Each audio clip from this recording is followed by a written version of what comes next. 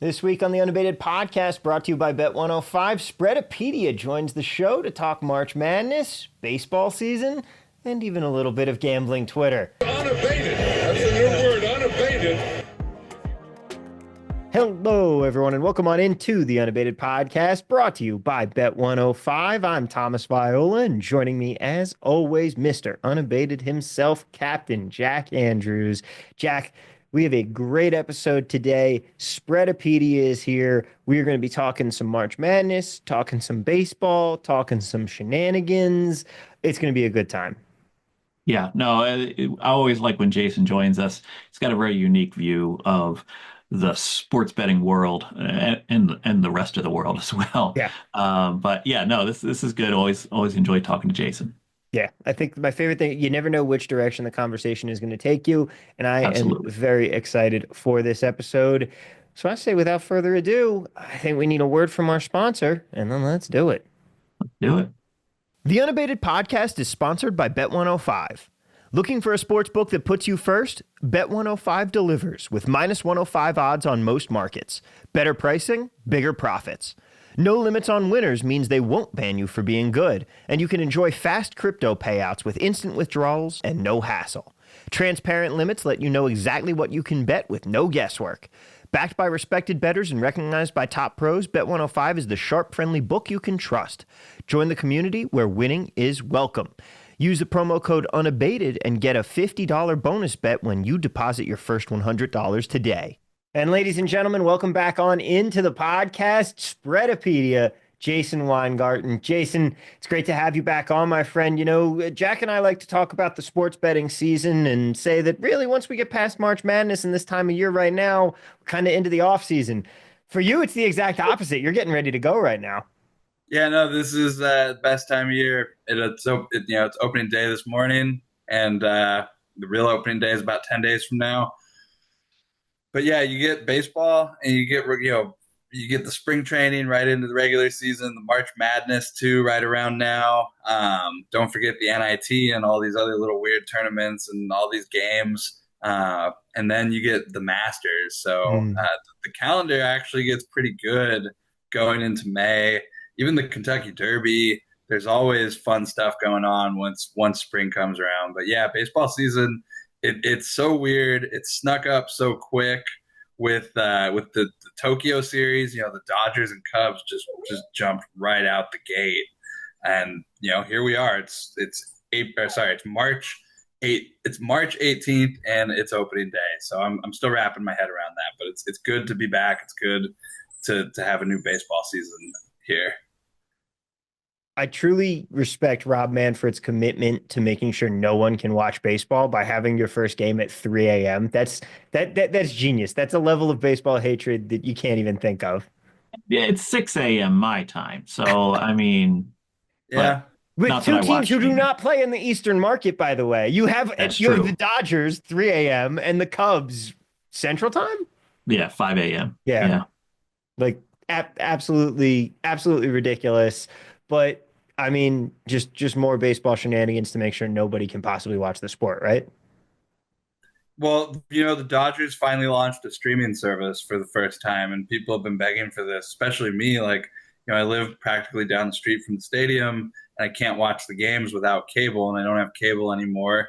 I do have like 17 different, subscriptions and Netflix, Hulu, whatever, but I can't watch the Dodgers. And finally, they said, well, if you pay $30 a month, you can watch the Dodgers now on, your MLB app. And honestly, I'm going to do it because there's really no team I'd rather watch. But $30 a month, if that's what it's going to take to watch the Dodgers, then I'm all in. I'm holding my dog, by the way, so he doesn't bark. He was ruining the first couple takes. So here's Ren for everybody. Hey, buddy. Yeah, very big treat here for the video You're wondering what's going on here. Very big treat for the video viewers. That $30 a month, that's a great deal. Like, I pay $90 a season for MLS, but if I could pay $40 a month to get the Golden Knights every month, I would do that in a heartbeat. $25 is parking at Dodger Stadium per game. So yeah. I'm in. I can't wait. Yep. I'm amazed it's that cheap. But of course, like you said, we've got March Madness, we've got the NIT, we've got all of these smaller tournaments going on. Before we hop into baseball, and I promise everybody there will be plenty of baseball on this show today. Do you have anything from? Are you betting that much on March Madness here? How's the college basketball been? Anything I'll exciting? bet I'll bet the tournament like everybody else. I'll fill out brackets. I'll watch most of the games on TV. This is the first year in a while I won't be in Vegas, unfortunately, and I kind of got used to it, so I'm a little sad. Even back in college, I used to go in my 20s, so I've spent several first weeks of March Madness in Vegas, and to not be there is a little bit of a bummer. But I'll be watching every game like everybody else.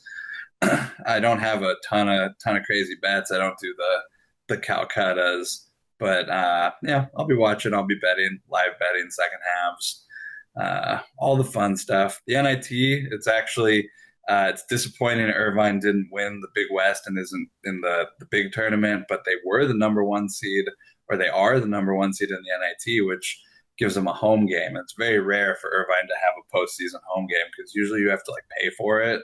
So when they're in the CBI or the NIT, they never want to pay for it. But I guess being the number one seed this year, they're going for it. That's tomorrow night. I don't know if I'm going to drive down to Orange County to watch it in person. I kind of want to. Like, it's kind of one of those things where, like, when am I going to get the opportunity to go to another NIT game at Irvine? And then the other part of me is like, do I really want to drive to Orange County to watch an NIT game at Irvine? Like, I could very much be happy just watching this on television at my age, but I don't know.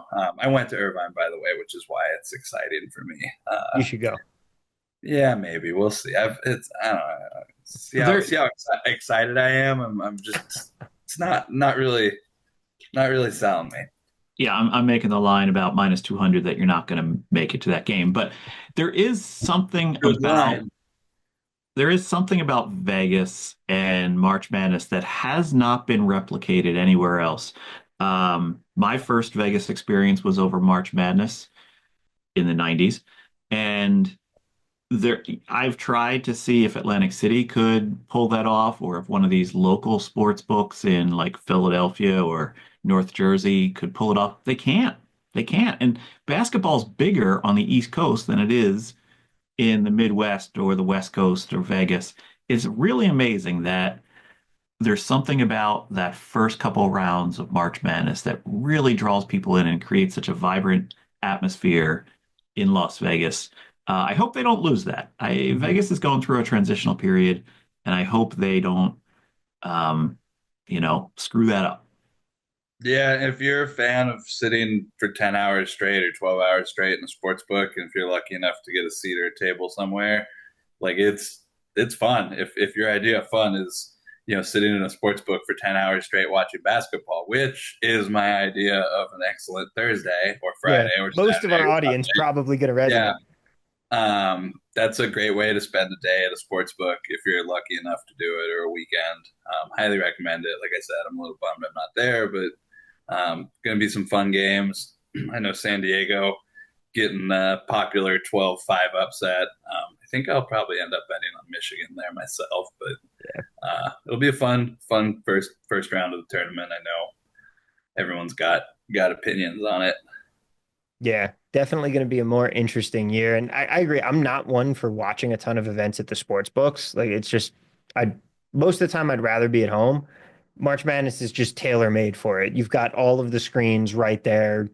There's no better place or time to be in a sports book. I do want to say one thing I noticed though. I just wanted to say is I saw Seth Byrne his what do you call it, WAB or WAB, his projection is being used by the committee to help with the seating and the picking Wow. teams. I thought that's really cool that a dude from Twitter has influenced the committee that much. It's a pretty big achievement for gambling Twitter, I guess, which we'll talk about later. But that was really cool. I saw that pop up this week. Yeah, that I had a was chance to meet him in person. He came some sport trade event in North Jersey. Rufus was there, and I was there, and this guy walks up and says, "You guys don't know me, but you hate me." I'm Seth Byrne. Yeah, so it was neat to meet. Anytime you meet somebody in person, it's it's different than the Twitter beefs. But yeah, you're right. Let's get to baseball first. Yeah. All right. So season started. Jason, you each year we've had you on, and you come on and you kind of tell us what to look for in the coming baseball season. Players that could possibly be ones to watch that might get called up to the majors. You've had some incredible futures hits over the years. You're legendary for your Shohei Ohtani hit. Um, what do you got on tap this year? So it's a little bit of a bummer futures wise. I have not bet as much as I have in past years, not because I don't want to. Just feels like some of these markets are a little better adjusted, and there's pretty good cases to be made for some of these favorites, and the numbers, being as short as they are, sometimes it's like, give you an example, the NL MVP Shohei Ohtani, he's about plus 145, give or take couple 10 cents either direction, depending what book you're looking at. Is he going to win MVP again? Probably. Like, is there a case to be made somebody else going to win it, or there's going to be voter fatigue or whatever? Sure. Like, do I want to lock up a ton of money on Ohtani at plus 145 for the next 8-9 months, however long it's going to be? No, I'm not interested in it. Like, he's probably going to win MVP. It's Shohei Ohtani. Like, but just at this point, it's like rehashing the same conversations at worse odds. So sometimes I just look at these markets and I'm like, well, that's a bummer. I don't know what I'm going to do with the NL MVP with Ohtani, but it doesn't mean I haven't found value elsewhere. I'm not looking at value in other markets. It just, I'm pointing out, like, again, National League Cy Young, another example, Paul Skeens 2-1.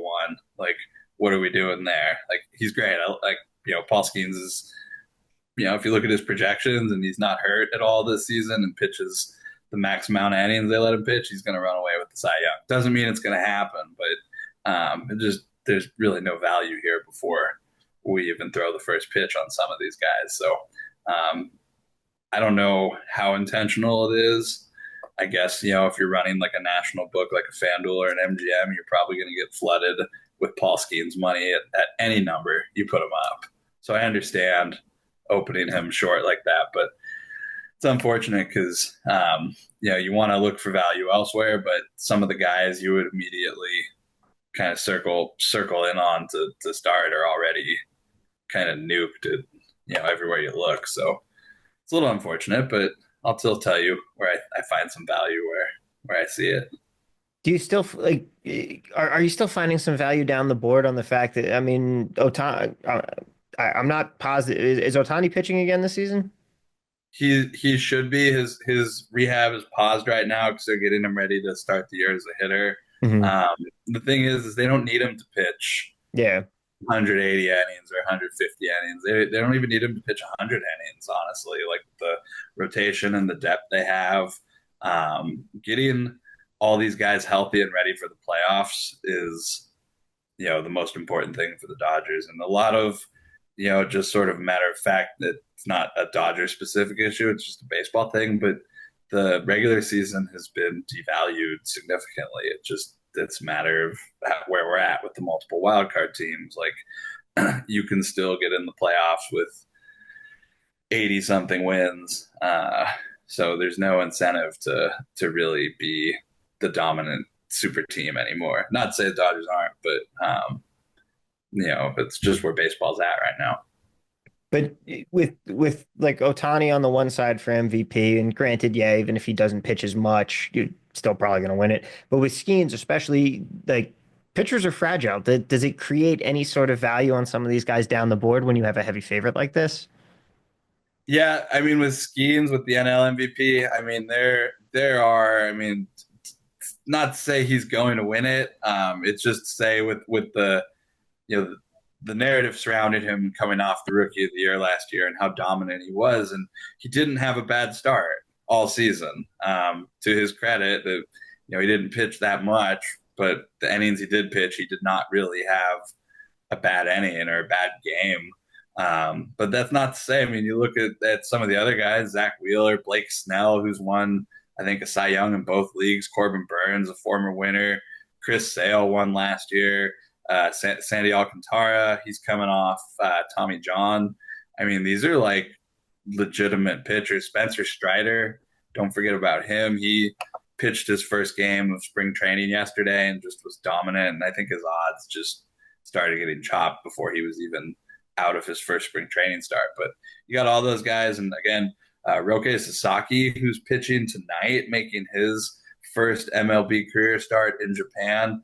That game I might get up to watch. He's a dude. I mean, he's 2-1 to win Rookie of the Year in the National League. He could run away with it. He could be a contender for Cy Young. I mean, remember the Dodgers spent like 6 years scouting this guy. There was very little question that he was going to be a Dodger. I know it was up in the air, kind of, but this is where I think he was always going to be. And if he gets the innings that if he gets a full season of work, and again, the Dodgers don't necessarily need a full season out of these guys, but if he gets a full season, I mean, I don't know what we're going to be saying about him in a couple months. I'm excited. Like I said, I might get up at 3 a.m. to watch him pitch. He's a big deal. He pitched he pitched a perfect game in Japan last season. Or maybe it was 2 seasons ago at this point. I have to check. I think it was probably 2 seasons ago. Pitched a perfect game and then went into the 9th inning of the next game throwing a perfect game. Like that's unheard of stuff. Nobody does stuff like that. Like, the Japanese baseball league is pretty good baseball league. Like that's a big deal. We're gonna see some pretty good baseball out of him, especially coming off how great Paul Skeens was last year, and how great of a rookie year he had. It's really going to be interesting to see how Sasaki follows that up, because they're not necessarily the same type of pitcher. They don't have the same body type or anything, but Sasaki is going to be a story. If you're not already paying attention to him, please do. He's going to be a superstar. So, Jason, what are some of the things that maybe people should look for in some of these individual player award markets, especially stuff like Rookie of the Year, where maybe you still have a little bit more of an edge? Maybe it's just harder for the books to keep up with those prices. Rookie of the Year, I think 2 most important things you can look for right now, or the first most important thing is playing time. Who are the guys who have a job 10 days from now when camp breaks? If the guy you like doesn't have a job in 2 weeks, then you need to have a pretty good reason, or an explanation why and when he's coming up, and how, why he's not coming up now, but he's going to come up and dominate. And again, last year we saw with Skeens, he didn't come up. It was until I want to say mid-May, or even possibly slightly later. He didn't come up till much later, and he pitched great, no question about that. And he ran away in the end, ran away with the votes, but his body of work was not a full season. A guy like Jackson Merrill played the whole season, ended up getting second place. A little disappointing for me, but the thing you have to keep in mind is, as good as playing time is, and a guy like, I'll point out, Cam Smith, who hasn't really played above single A for the Astros, is getting a big run right now and looks like he's going to break camp with Houston. You get a guy like that, his odds have already started crashing. They went from 60-1, 30-1, now it's 18-1. Like, again, not a ton of value at that point, but there's a guy with a path to playing time to start the year. That's sort of like an example of a guy right now that's shooting up the board, because he's a good prospect. He's having a great camp, and he has the biggest key, the biggest thing you have to check off, which is a potential job on opening day. So I'm got my eye on stuff like that, but the other thing, what I was saying, is you got to keep in mind, and I mentioned Skeens, is that some of these guys, and there will be guys that will come up later in the year, and I don't have a couple. I'm trying to see who's like a good example off the top of my head. If you give me a minute, I could look up the the odds and tell you all the names and stuff. But there'll be guys that'll be coming up mid May or a little later. I keep forgetting we're in March. We got April and we still got to get to May. So they'll be up mid May after the arbitration stuff, the service time manipulation. So you always got to keep in mind that there will be another crop of rookies coming, and you can't win the rookie of the year in April. You could certainly lose it by playing really bad, and we've seen some favorites in recent years, like Jackson Holiday last year was an example. He was a heavy favorite, didn't adapt well in the major leagues, had to take a couple trips back down to the minors. It happens. It's not, not the end of the world. It doesn't ruin your career, but it does ruin your chance to win rookie of the year if you have a bad April. So you can dominate and shoot up the board for various reasons, playing time or job opportunity being one of them. But you're not going to win Rookie of the Year dominating in April. We've seen it so many times recently. Imanaga, the Japanese pitcher on the Cubs, shot up early last year. It was one of the favorites. Ends up not getting any love in the end. Josh Outman, outfielder on the Dodgers a couple seasons ago, shot up to real short favorite. Ends up he's battling to stay on the roster, going back and forth in AAA now. Like, it happens, guys get hot for a month in April, and we never really talk about them again. But keep an eye on the studs. Jason Dominguez, guy like that. Obviously, he's been a big deal for 3 years now. But there'll be guys later on. This is not a award you win on the first week or month of the season. All right, let's talk about the teams. And Jason, you are known as a Dodgers fan. This is everyone certainly believes this is their year again. What about some other teams out there? What surprises do you see out there? Who's worth a sweat to make a run at the Dodgers this year? I think the Braves have the best chance to knock them off in a playoff series because you get that rotation, assuming they're healthy when the playoffs come around, when October starts, and you just can't assume anything like that with pitchers. But Spencer Strider, Chris Sale, and Schwellenbach at full health would give any team, Dodgers included, fits on a good day. And that's a rotation that could beat you in a 7-game series. And that's, as good as the Dodgers are, they're not unbeatable. Good teams still lose all the time. It's baseball. Guys have bad days. Good players get hurt, whatever. Season's not over on day one. I do, however, have to point out I've never seen a team to make the playoffs in MLB preseason be minus 8,000. So,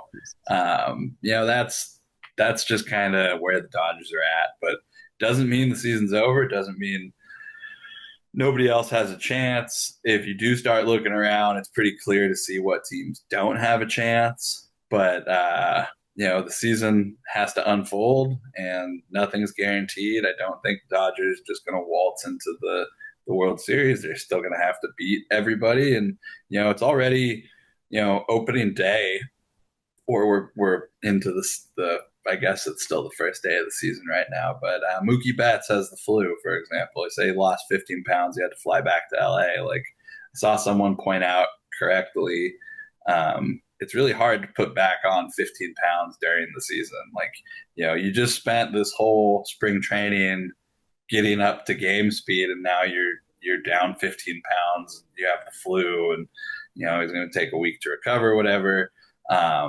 Doesn't mean he's not going to have a great season, but there's a guy I'm already, like, I was looking around to see if there were any under home run season stuff for him before the game yesterday. Season long stuff. But that's going to affect his power potentially. It's going to affect all sorts of things. But that's also been an interesting thing. He's not the only player I've noticed. The flu's been going around some of these training It's been camps. bad this year. Yeah, Fernando Tatis had it. Said it really took him out for a couple of weeks. I saw Tristan Casas had it on the Red Sox. Like, I've noticed several players complaining about being down with the flu this year. Just anecdotally, I don't know what that's going to necessarily affect, but I have seen more of that this year. Losing 15 pounds with the flu, that's That's It's not a like pretty fight. athlete Like, 15 pounds too. Yeah, That's not you and me. That's professional athlete pounds. yeah, like Mookie doesn't have that much body fat. yeah. Like, did he cough up a lung or more He than that? I probably don't know. Anyway, shat one out. Is what I mean. It's a flu, man. He's probably not having a good time. Yeah. You have to think probably losing a lot of fluids, a lot of water weight, and then oh, 15 pounds. That But stuff was knocking out players on my soccer team, and that's just old dudes out there to have fun. And they were like 3 weeks, dope, can't do it. I I'm still do feeling have to terrible. I have to do remind people that my medical knowledge is incredibly limited. So like keep in mind last year Aaron Judge had a broken toe and I was like, "Oh yeah, Aaron Judge broken toe. Like it's going to affect his whole season. It's going to affect his swing. It's what do I know about orthopedics or anything? He had a great season. So How about the Yankees this season, though? I mean, you lost Juan Soto. I think I'm pitching for them on Friday. Like, it- yeah, the Yankees are kind of a good example how you can never have enough pitching and things can always go from bad to worse. Losing Garrett Cole doesn't help anything. Losing Juan Soto was unfortunate. Judge, is not getting any younger, but apparently has no toe issues, so nothing to worry about there. He's pretty awesome, all things considered, but you got to put a team around him. You got to put a pitching staff around him. Wouldn't surprise me if they make a run at Sandy Alcantara, who seems to be available on the Marlins. Marlins, by the way, a team I definitely want to touch on just a brief bit, but yeah, I don't know. Yankees kind of in a bad spot, especially if you consider the analytics departments and the other teams in their division, the Orioles, the Red Sox. Red Sox had a huge offseason. They hired the founder of Driveline, Kyle Boddy, but it's Kyle Bodie. They hired him to basically revamp their entire analytics department and hire all the people to build it out. So they're doing some pretty cool things in Boston. I'm always kind of paying attention to when I see a whole bunch of Driveline people show up somewhere. So got my eye on what's going on in Boston. Looks pretty good ahead of schedule, as you would say. Baltimore, Toronto, obviously, are all putting together pretty big teams trying to make a run. So yeah, I wouldn't be surprised to see the Yankees take a step back. Especially, man, they just got outplayed so badly in the World Series, and the Dodgers. I don't know if the Dodgers really gained anything by coming out and talking publicly about how their defensive alignments were shitty and how they knew they were going to beat them. I really don't think they needed to go that far with some of their comments, but they really just got outplayed in the World Series, and it doesn't seem like they got particularly better this offseason. So, Cody Bellinger, Paul Goldschmidt are former MVPs. Now, I don't know if they got anything left. We're going to find out, but it's that pitching staff that's a problem. And it's going to be a long year in New York. how about the Marlins? I know you wanted to touch on them. Yeah, I saw a comment from the manager this offseason that really kind of concerned me the more I thought about it, about where they're at. He said something like, every day is an opportunity to get better. Like that's not a team that sounds like they're planning on winning many games, especially when you look at, much like the AL East, the NL East is kind of full of some big name, big spending teams. And Mets, Phillies, Braves, Nationals to a lesser extent. They haven't spent a ton of money lately, but they have some nice up and coming prospects. They're putting together a nice team with Cruz and Woods and Abrams. These are all teams that expect to win games, and the Marlins are expecting to get better every day. And they have a former Cy Young winner coming off Tommy John that they're signaling is very much available to the highest bidder.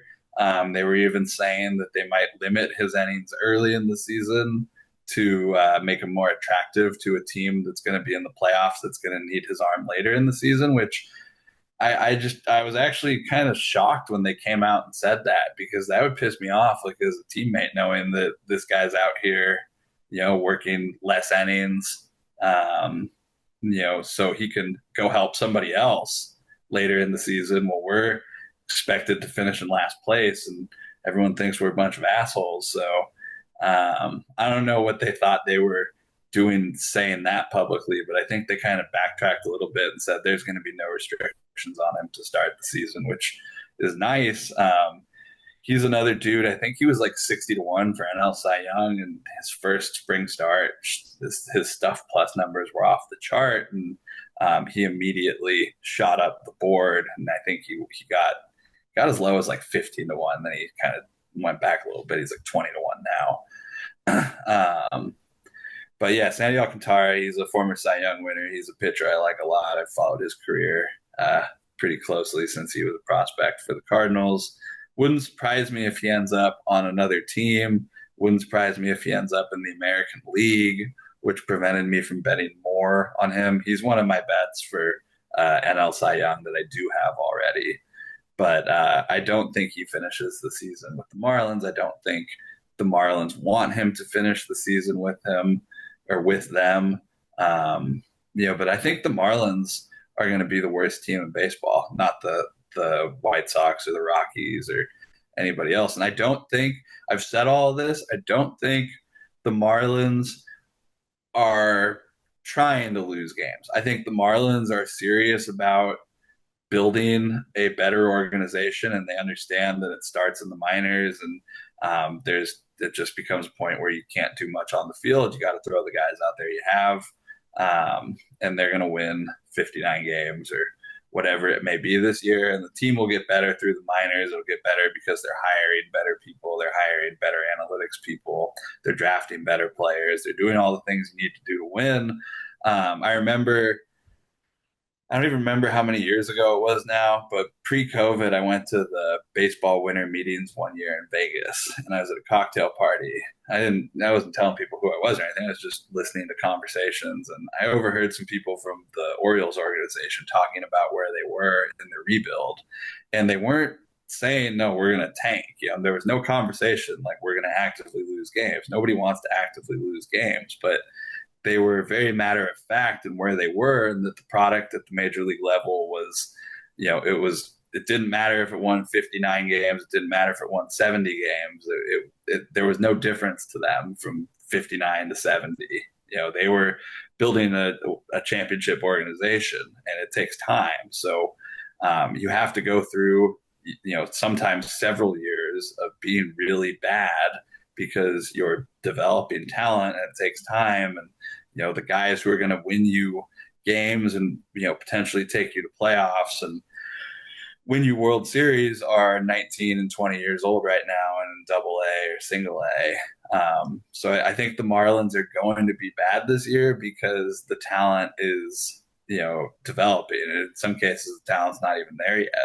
But the organization is allowing them to be bad. It's not telling them go out there and lose. They're just saying, you're going out there with this very underpaid roster, and this is what you get. And I don't think the results are gonna be pretty, especially when they trade their best player. Yeah, like you said, and it is an old adage through sports, is that players don't tank. Everybody goes out there and they want to win, but sometimes you are setting up for the long-term success, and other times you get bought by a mega billionaire, but you're still the Mets, so you're just gonna have to Mets it out for the rest of time anyway. But what I'm trying to convey here is under 63.5 wins is definitely where to go with the Marlins this year. And again, it doesn't mean they might not be better in the future. They're not trying or anything, but It's 63 wins it's a lot of wins for a team where the manager is saying we're going to try to get better every day. I don't know. That just doesn't sound to me like it's a winning organization this year. As the Wall Street Journal sports writer Jason Gay once said, life's too short to be a Miami Marlin. Yeah, I used to watch a lot of their games on because the Bally Sports Network, because you got this whatever were the out of market games when they were always on the East Coast, the first games on the East Coast. So I watch a lot of Marlins games, and I watch a lot of Rays games, which, by the way, every year presents weird sort of challenges day to day for baseball seasons. Just stuff that comes up. Teams move, ballparks change, all sorts of different things. You never know the new curveball, but this season actually has two. First one is Sacramento. Mm-hmm. which is going to take some time getting used to the AAA ballpark in Sacramento. And it's like I keep thinking the Oakland A's, and it's like, well, there's Sacramento A's. Well, I'm going to call them the Oakland A's for the next couple months because that's just where my brain's at. But it's going to be weird seeing that ballpark in play. I don't know what's going to happen. Like I assume it's probably going to be favorable for overs, and most of those Pacific League, West Coast parks are pretty over happy ballparks. But honestly, can't tell you what Major League Baseball is going to be like in that park. And then the Rays, they have the hurricane Yeah. issue playing out, and they're going to be playing at the Yankees spring training complex or their single A ballpark or something like that, which again, it's like if somebody has some cool data out there and wants to tell me how it's going to play and what's going to happen, I'd love to hear it. But I don't know what's going to happen until I see it, until I get some data to play around with and look at. But it's interesting to kind of note that the Rays and the now Sacramento A's have these new kind of weird ballparks that are going to, be, I guess, maybe 1-2 year things. I don't know. For this season, it's going to be not necessarily an issue, but it's just a thing to keep in mind that you can't run past data on some of these teams or ballparks, and I don't know. I don't know what's going to happen. It's cool because we've had a string of these over the past few years. We had Toronto playing in Buffalo. We had Toronto playing in Destin, Florida. I have looked into some of these angles. The thing that is the curveball is the Major League Baseball team pumps in a bunch of money to beef up not only the ballpark, but also the surrounding of the ballpark. So, for instance, I think it was in Destin, they built up a bunch of buildings in the outfield to make it less of just a pass-through outfield like you see on a lot of minor league uh, ballparks. And in the case of Buffalo, they build up multiple windscreens around the park. So it's sort of like how they changed Wrigley Field to have all those windscreens a few years back. It really does change the dynamic of how the park reacts to weather. So, but Wow. yeah, you're right, Justin. Nailed But it. yeah, you're right, Jason. It is a great opportunity for finding some angles in there. This has been one hellish of an episode with the editing. We should probably just leave that last one in there. Oh, Sorry, Tommy. that is staying in there. That one is for sure staying in, Jack. Don't worry. Oh, it has been a very great episode. The behind the scenes to let some people in. We had to do 3 takes off the top because of the fact that Jason's dog started barking, which caused Jack's dog to start barking, and it just devolved from there. And then we've had multiple cuts through the whole episode here, but it has Such a been a small really thing will make so much noise. Jason, it has been absolutely fun having you on. Before we do let you out of here, though, we mentioned we'd talk a little bit about gambling Twitter. This is not something we're going to be doing on every single podcast here, but you are one of the more well-known personalities on the site formerly known as Twitter. And it seems that things in the gambling Twitterverse have just proceeded to get dumber and dumber every day. And quite frankly, I am very, very afraid of what it's going to look like during MLB All-Star Weekend. Yeah, I gotta say, and on one hand, it's tough because it's almost like you can't even keep up with everything going on anymore. Like I don't even know half of these people. I don't know what's going on half the time.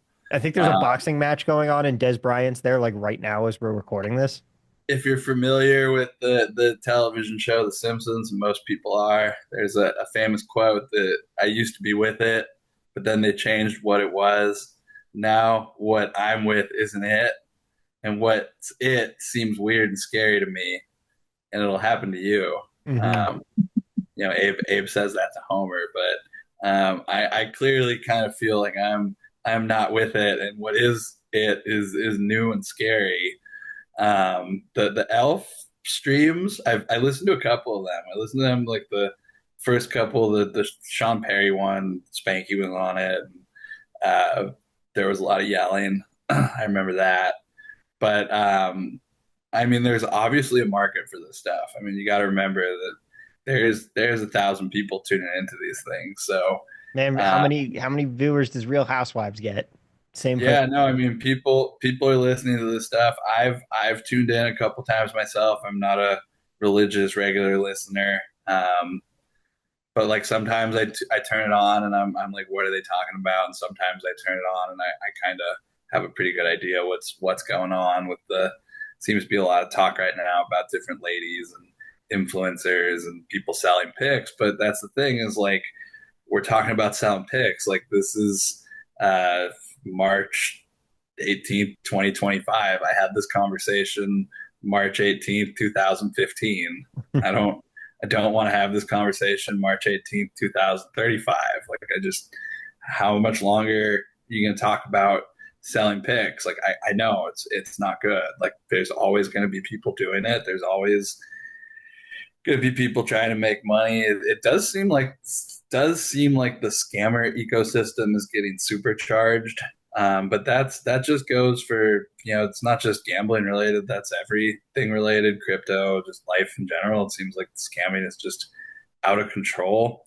Everybody wants the next easy dollar, or they think the secret to making money gambling. Somebody has it, and if you've been around long enough, you know that there really isn't one, and that the next person that shows you $1 million bet slip isn't going to change your life, and they don't have some secret that the next, the last 15 people posting fake bet slips didn't. So, it's always fun to kind of see what's going on and participate in it when you want to, but other times I'm like, I have no idea where this is going, and it's scary, and it's very much a reflection of the growth in the legalized market. And then it's sort of it's like one thing we've talked about is like the growth in the betting menu and the props, and like you could literally spend all day betting baseball and not be done by the time first pitch. You could go through home runs and triples and stolen bases and pitcher wins, and you could find a million different angles every day to just keep betting.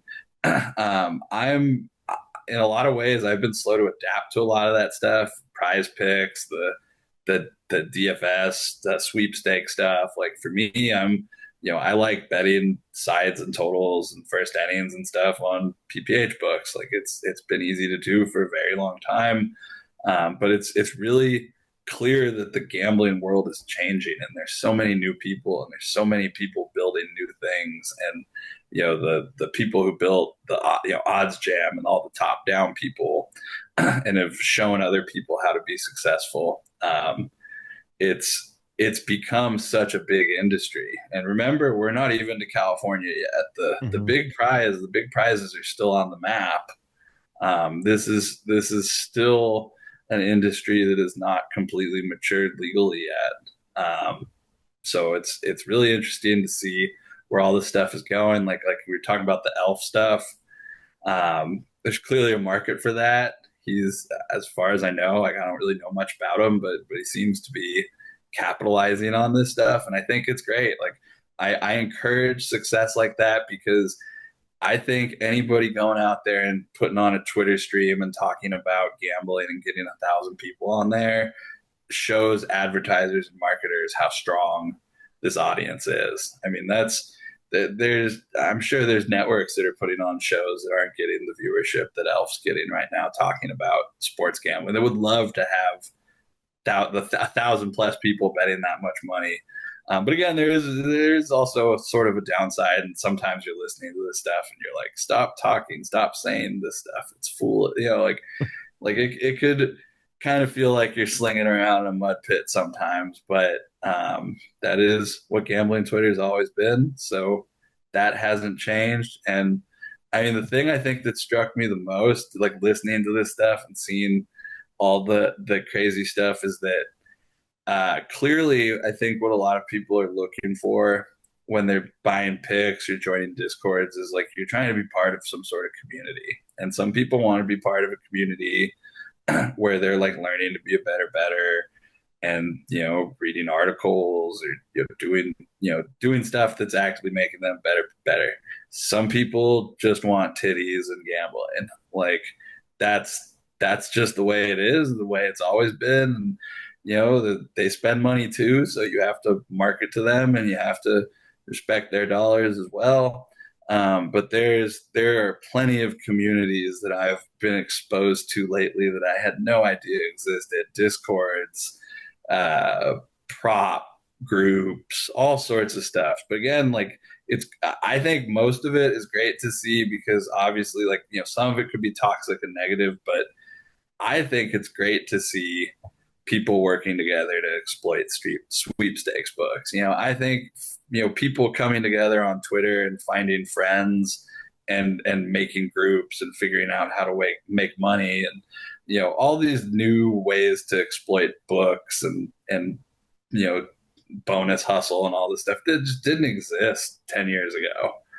So it's cool to see. And there's all these younger people now. Like, I'm old enough to see younger people than me coming in, and their ideas are new and scary to me. So I'm happy that I'm doing what I'm doing and that I'm good enough at it that I can keep doing it, because if I had to wade into this now, I don't know what I'd do and how I'd do it and who I'd listen to, because there's just so much stuff out there. And like, you could find it all in sports gambling right now. It's a great place to be. It's a terrible place to be. It's gambling Twitter. It's like it's always been.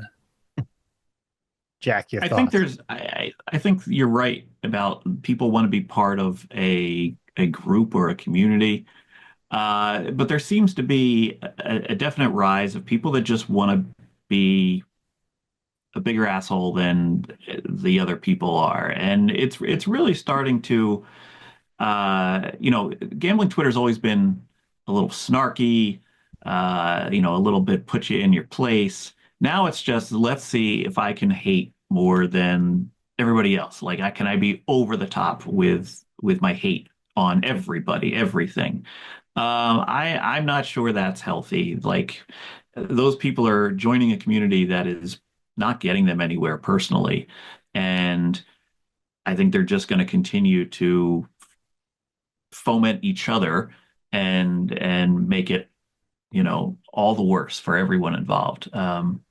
Definitely see myself stepping away from gambling Twitter soon. It's just not worth my time to even say anything in there anymore. I think what I meant community wise is, and going back to just talking about legalization stuff, is pre-legalization, you very likely, unless you lived in Nevada or Vegas or wherever, like, you were doing betting stuff, you were doing it by yourself or with a group or whatever, but like, you probably didn't have a ton of people wherever you lived that were doing the same stuff you did. Like, for a very long time, like, I know other people in LA, or like I know other people who do what I do, but like, I wouldn't see them very often. So it's very much like an existence where I was talking, like, I was communicating with people online daily, like, constantly, but my friends and the people I was working with were not local. I wasn't going to an office. I wasn't, interacting with people. I was only interacting with Telegram and WhatsApp and Twitter and apps and all this stuff and talking to people. And then I'd see them in person every couple months or wherever. But then legalization hit, and there were all sorts of different places to go, and all sorts of new gamblers were popping up different places.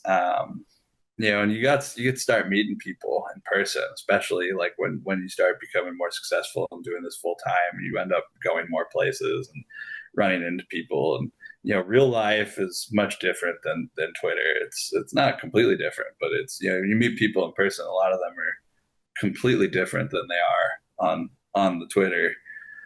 But I think a lot of these things are just people looking for a group to be part of. Like, you always want somebody else to give you winning bets, because that's the best thing in the world, is somebody else giving you a bunch of winners. You don't have to do any work. Like, who doesn't want that? But like, when you're doing this betting stuff, like, you can't come home and tell your girlfriend, like, oh, check out this bad beat. Like, this guy hoisted up a three with a second left. Like, she doesn't give a shit. Like, your friends don't care. Like, the only people that care are the people on Twitter that are sweating the same bets as you. And I think people are looking for that. And it's, people are looking for different levels of that. Some people just want to be angry. And that's also part of just being a baseball fan, is you realize a lot of time, Like you listen to baseball, and not just baseball gambling. I'm talking about baseball everything, baseball just analysis in general. Once you realize that baseball fans just want to be angry, like the Yankees could win 95 games, and the Yankees fans will just be pissed off. It's not enough. Dodgers can win 110 games this year, and it'll be like, well, they didn't do that. Just people always want to be angry at their baseball team for something. Once you realize that, you can just ignore most of what they're saying, and you're like, okay, whatever. Like you're just going to be angry no matter what happens. And that's how baseball works. That's how gambling works a lot of the time too. Is you just realize people are going to be angry. They're going to be angry if you're going to be successful. They're going to be angry if you fail. So be successful then, because they're going to be angry either way. Yeah. That's how the internet works too. Pretty much. All right. Well, Jason, we have taken up enough of your time today. Thank you so much for being on. Thank you so much for our wonderful special guest there, too. Again, seriously, go watch the video version, guys. Jason's dog is incredibly cute. Yeah, I love my dog, even if he doesn't want to say hi to the camera right now. Come on, buddy, No. say hi. Oh, there he is. There he is. Here you go, buddy. You're on TV. Again, you could find Jason on Twitter at Spreadapedia, and you're always dishing out fantastic stuff on there. And really also check you out, your articles for VSiN. Anything else that you want to plug? Not much. Just say hi to my dog. Like I love my dogs.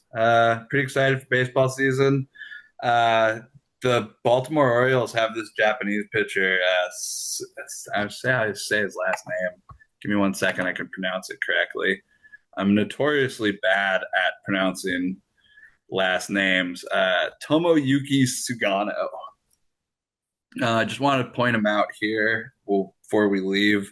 He's a 35-year-old rookie coming from the Yomiuri Giants in Japan, which is like the Yankees of Japan. He was I want to say the Central League MVP last year. There's the Pacific League and the Central League. You'll have to excuse me. I'm not a Japanese baseball expert, but he was the MVP of one of those leagues last year. And I just think that, like, if you're ever going to catch lightning in a bottle, it's going to be with a 35-year-old Japanese pitcher coming off an MVP season going to the Baltimore Orioles, which are a very forward-thinking analytics organization. So I was curious what his best number Cy Young was, and it's 775 to 1 at Circa. And I'm not saying he's going to win. I'm not saying he's even going to be a contender. I'm just saying, like, a guy jumping from Japan to the Baltimore Orioles at 35, it's 775 to 1. He was the MVP last year. I'm going to take a shot on that myself. And you're like, really going to take a crazy bet like that? But I keep thinking, like, I don't know. R.A. Dickey won the Cy Young 1 year. Again, he was a knuckleballer in his late 30s at that point, but nobody would have picked him. He could have been 10,000 to 1. No one would have picked him that year. But you never know when a pitcher is just going to have a career year, and pitching's different like that. Like you're not likely going to have an MVP season at 35 if you weren't an MVP player, in your mid 20s. But a pitcher can always come and have a one crazy season or a really great 200 innings, and you have to assume that at his age there's no really innings limit kind of thing. Like, obviously they're not going to pitch him 240 innings, but this isn't a guy you're probably going to baby. If he comes out and pitches well, he can be way shorter than 775 to 1. So Tomoyuki Sugano is my 775 to 1 long shot. Well, there you go. You've got a reward for people who stuck it out all the way to the end of the episode here. I can tell you before this podcast goes live, I'll have a ticket on that because, hey, you're right. Why not? Yeah. Thank you so much again for being here. Thank you guys all so much for listening. And again, thank you to our sponsor, Bet105, for another fantastic episode. You guys know the drill. Like, subscribe, hit that 5-star review if you can. Help us out. And we appreciate you being here. And we'll see you next episode. Let's cash some tickets on baseball this year, everybody.